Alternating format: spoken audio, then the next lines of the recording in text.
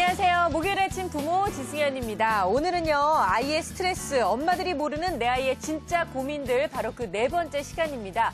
오늘의 주제는 아이가 부모에게 느끼는 스트레스라는 주제를 마련해 봤는데요. 실제로 어머님들이 갖고 계시는 고민들 저희 스튜디오에서도 직접 들어보고 전화 연결도 해보도록 하겠습니다.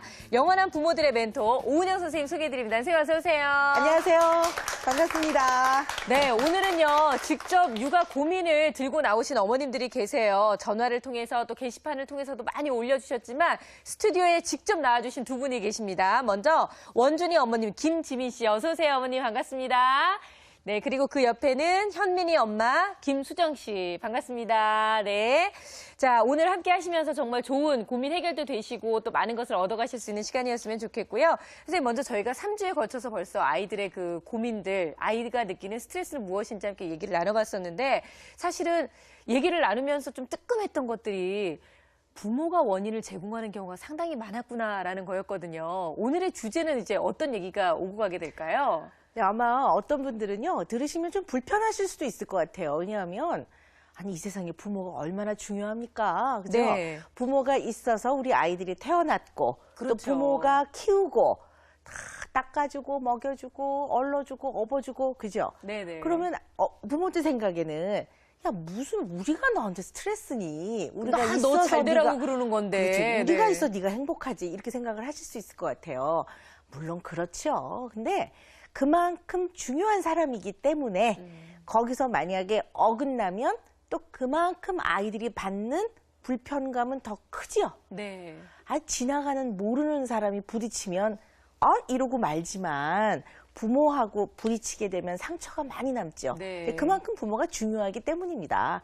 그래서 어떻게 보면 우리 부모는 누구보다도 우리 아이들의 마음을 잘 이해해줘야 되는 사람이고 또 이 세상에서 가장 아이들에게 사랑을 많이 줘야 되는 사람이고 네. 또 아이들이 위로가 필요할 때는 꼭 위로를 해줘야 되는 사람이고 아이들이 위험에 처했을 때는 반드시 보호를 해줘야 되는 사람이기 때문에 이러한 것들을 시기적절하게 제때 제대로 끊임없이 해줘야 되는 사람이에요. 네. 그러다 보니까 참 부모도 힘드네요. 그렇죠. 그죠? 네. 네. 돈도 벌랴, 애 밥도 만들어주랴, 학교도 보내랴, 또 이런 것들도 다 제때 알아차려야 되니까 끊임없이 살피고 있어야 되니까 참 힘든 게 부모 역할인 것 같아요.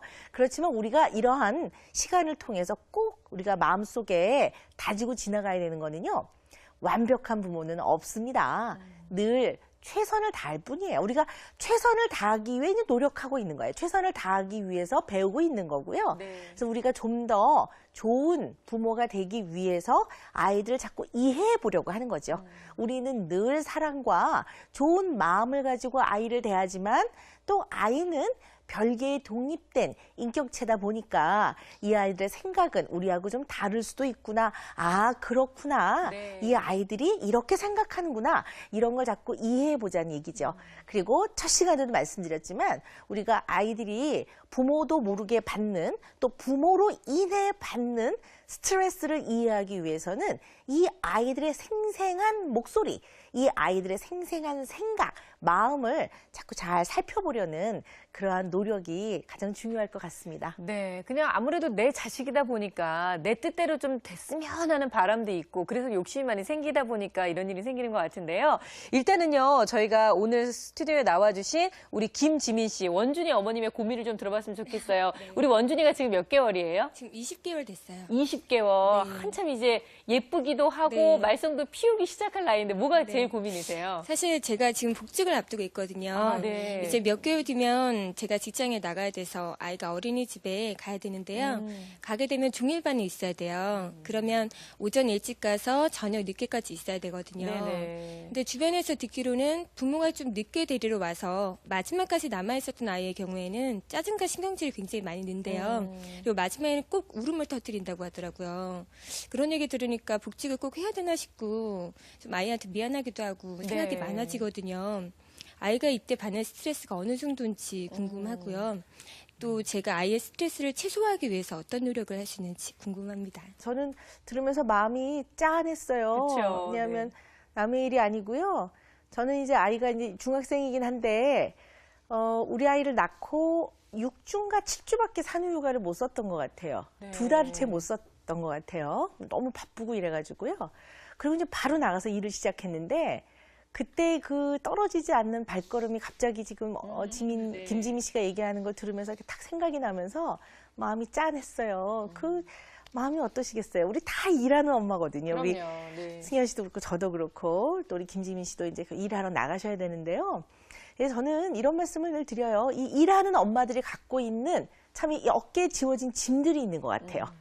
그 일하는 마음, 워킹맘들, 네. 그죠? 그래서 늘 뭔가 아이를 위해 올인을 하고 있는 전업 엄마들에 비해서 뭔가 참 아이한테 자꾸 미안한 마음이 들고 그러는데요.